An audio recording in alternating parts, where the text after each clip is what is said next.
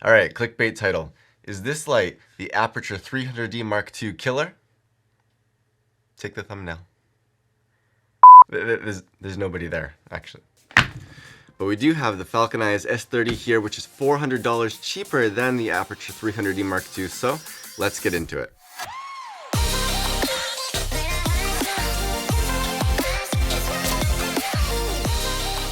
Hey, what's up? I'm Scott, and if you're new here, thank you for watching. Please do consider subscribing for more no-nonsense tutorials and reviews. Alright, so of course, kind of a clickbait title here, but that's because FalconEyes does compare this to the Aputure 300D Mark II, and they basically all but say it's a 300D Mark II killer themselves. So we're going to talk about that, although I don't have the actual 300D Mark II here to draw actual side-by-side comparisons, but I have used it, I do have experience with it, as well as a bunch of other Aputure lights, as well as FalconEyes lights, so I think that I have the knowledge to talk about this at least to some degree. But anyway, I'm going to break this video into two parts, and this video will be a kind of unboxing and first impressions, although I've already been using this for a little while now, so first impressions isn't exactly accurate. I actually just did a photo shoot for a beautiful little baby girl with this, and having this continuous light that was powerful enough for photo work, but didn't scare her like a flash probably would, was just amazing.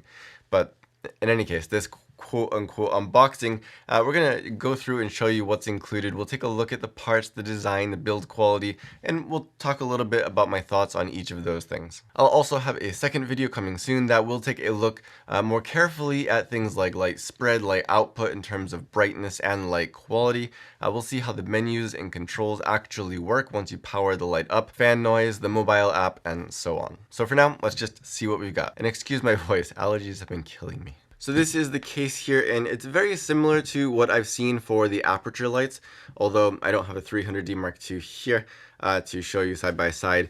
It is very strong and solid, although I'm not sure specifically how strong it is, and I know that's a weird thing to say, but with Aputure they actually advertise that it does hold something like over 200 pounds, so you can use it like an Apple box on set.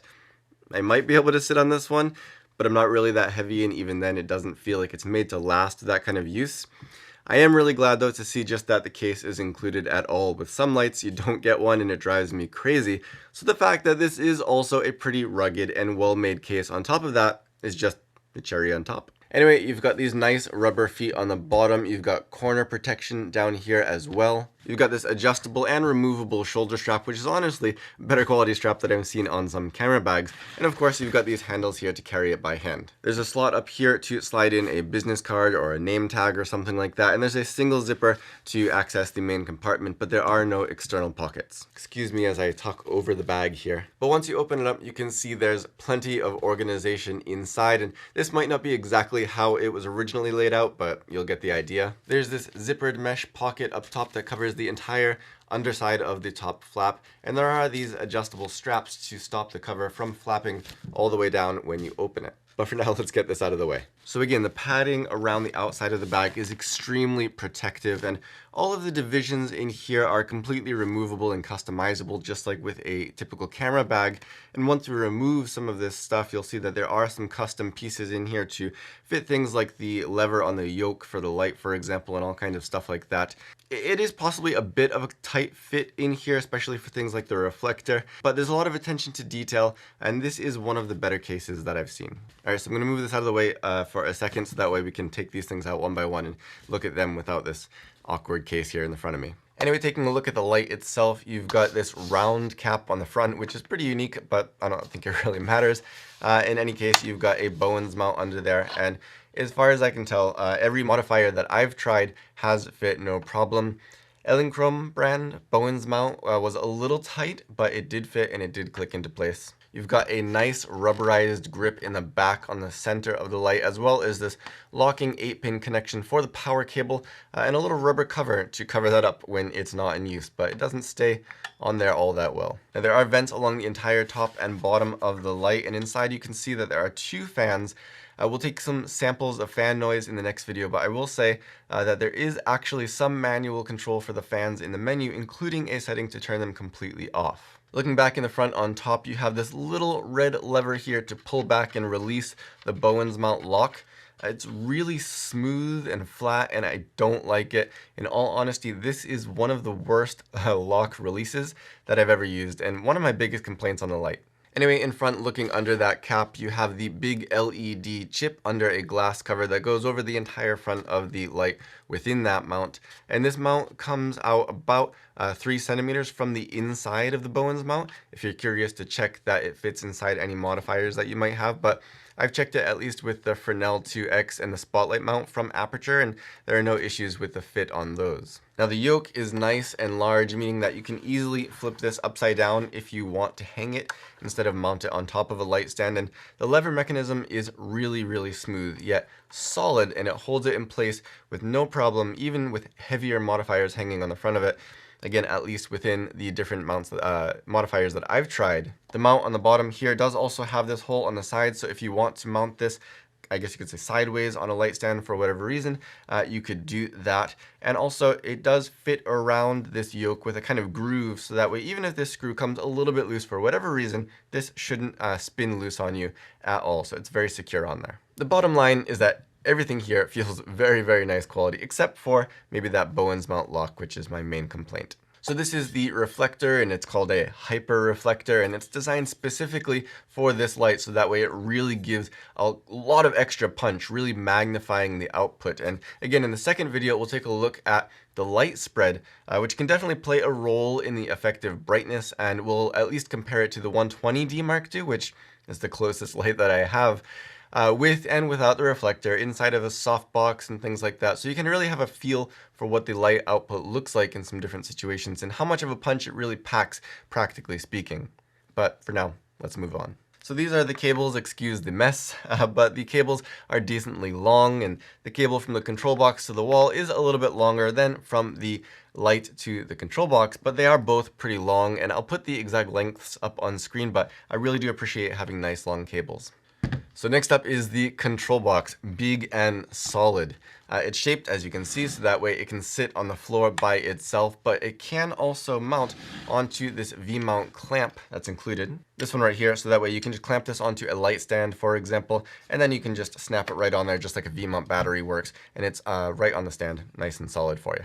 Now there are fans, or at least a fan in here as well, and it's a lot quieter than those in the light itself.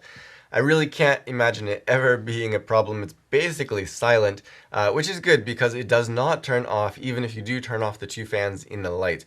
But again, next video for some noise tests. On the side, you have a locking 8-pin connector that's just slightly different from the connector on the light side.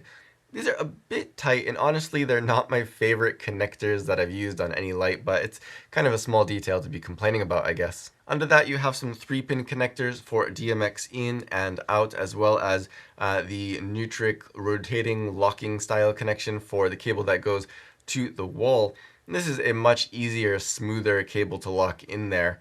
And again, both of these cable main connections anyway, not the DMX connections, do have these rubber caps to cover them up when they're not in use. And for some reason, these rubber caps stay on a lot more securely than the one that's on the light itself.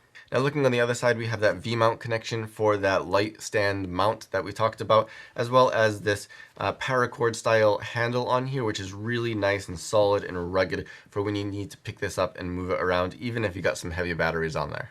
Again, this is very similar to the Aputure 300D Mark II control box, including this paracord design, but I do feel that the V-mount mount on the 300D Mark II was a little bit more well designed than this one. It does the job, but I just feel like that one was a little bit smoother and polished, and it's a Mark II light, so, you know, it feels like it. And then on the faces of the light on either side, you have these V-mount plates on both sides. So you can power this with 2 V-mounts, and they do need to be at least 14.8 volt capable batteries. On the one side, the V-mount itself is colored red, and that's to show you that you can use this one by itself with a single battery and still power the light at half power. It's a nice little detail that we do also see on the 300D Mark II, so it's good that they included it here as well to really compete.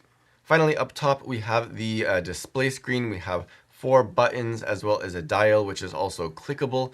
This is another area where I have some small complaints, but we will see more details about that in the next video when we take a look at how to actually operate this light. If we're continuing to draw some comparisons to the 300D Mark II, I believe that that has the controls and the display on the side of this control box instead of the top. So if you have it mounted on a stand, I do feel like that's a little bit easier to see, easier to access, whereas this one might be a little bit easier if you have this on the floor. Although, again, the Aputure 300D Mark II box does sit on the floor this way, so you can still see those.